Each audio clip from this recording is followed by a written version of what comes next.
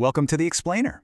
We're about to tackle one of the big ones, maybe one of the most challenging books in all of philosophy, Friedrich Nietzsche's Thus Spoke Zarathustra. Our goal? To break down its huge ideas into a journey that actually makes sense. And we're just going to dive right in with the book's most provocative, most famous line. This one idea, that being human isn't the finish line, but a bridge to something more, well, that's the engine that drives everything Nietzsche is about to say.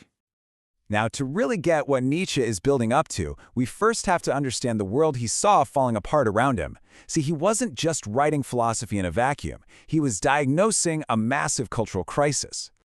When Nietzsche talks about the death of God, you've got to understand, he wasn't celebrating. For him, it was a catastrophe. He saw that the very foundation of Western morality, the one big story that gave life a purpose, was crumbling, and it left behind this huge, terrifying void. This created what you might call a terrifying freedom.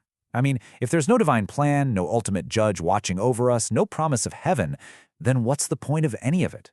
The rest of Nietzsche's work is really an attempt to answer that exact question.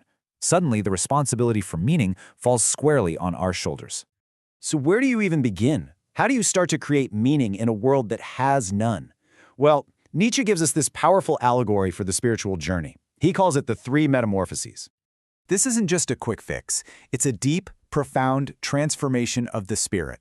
It has to evolve through three distinct stages. First, you carry the old values. Then you destroy them. And only then can you finally create something totally new. First up, the spirit has to become a camel. It kneels down and willingly accepts the heaviest burdens, all the rules, the morals, the duties that society heaps upon it. And this isn't a sign of weakness. It's about building strength, discipline, and truly understanding the values you're eventually going to have to challenge. But then, out in the loneliest desert, the camel transforms. It becomes a lion, and the lion's whole purpose is to destroy. It confronts this great dragon, and on every one of its scales is written, "Thou shalt." The lion's job is to roar a sacred no to all of it. Now, it's not creating anything new yet, but it's clearing the space for freedom. But even a powerful lion can't create. For that final, crucial step, the spirit has to become a child. The child is all about innocence, a fresh start, a self-propelled wheel. It says a sacred yes to life itself, and from that pure, joyful place, it can finally create its own, brand new values. And this newfound creative freedom, well, it leads to the central drama of the entire book.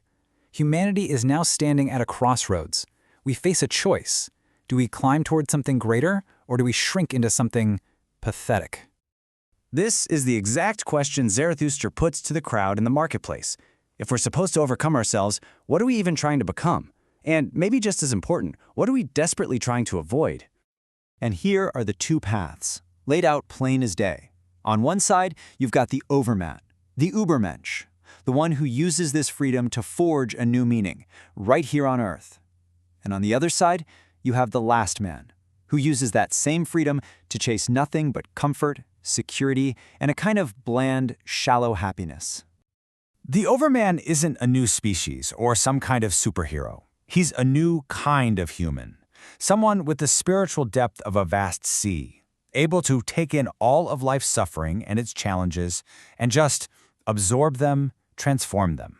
This is the goal. This is the reason for overcoming who we are now. And here is Nietzsche's great warning, his ultimate nightmare. The last men. They've shrunk life down. They don't take risks. They don't have great loves or great heartbreaks. They found what he calls a wretched contentment. And in their tiny little world, they blink, unable to even comprehend what they've lost. So, how do we actually do it? How do we strive for the Overman and avoid becoming the last man? Well, for Nietzsche, the answer wasn't in some solemn, rigid rulebook. It was in something far more alive, far more dynamic. This line just cuts through everything, doesn't it? It's a total rejection of all the heavy, serious, life-denying traditions of the past. For Nietzsche, the absolute highest state of being is light and creative. It's like a dance. Being able to dance is being able to say yes to life in all its messy, chaotic beauty. Zarathustra's greatest enemy is what he calls the spirit of gravity. This is the thing that makes everything feel heavy. It's the force of guilt, of seriousness, of absolute certainty that just crushes the human spirit. And he says we have to kill this spirit not with anger, but with laughter. So really, when you boil it all down, the path Nietzsche lays out isn't about finding some pre-made meaning that's hiding under a rock. It's about having the guts to create your own. It's the courage to look at everything, the pain, the joy, the chaos, and say, yes, and then to learn to dance with it all. And this is where Nietzsche leaves us, with a final challenge. Notice that Zarathustra never ever says, "Follow me." He's not offering a new set of rules, he's not giving us answers, he's asking us to become the kind of people who can create our own. And so the real final question isn't his, it's ours. Are we brave enough to find our own way?